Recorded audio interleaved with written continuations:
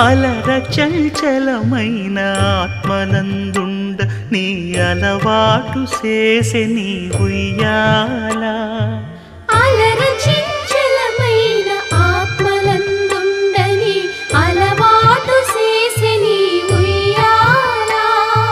పలుమారు ఉచ్ఛ్వాస పవనమందుండ నీ భావంబు తెలిపే నీ ఉయ్యాల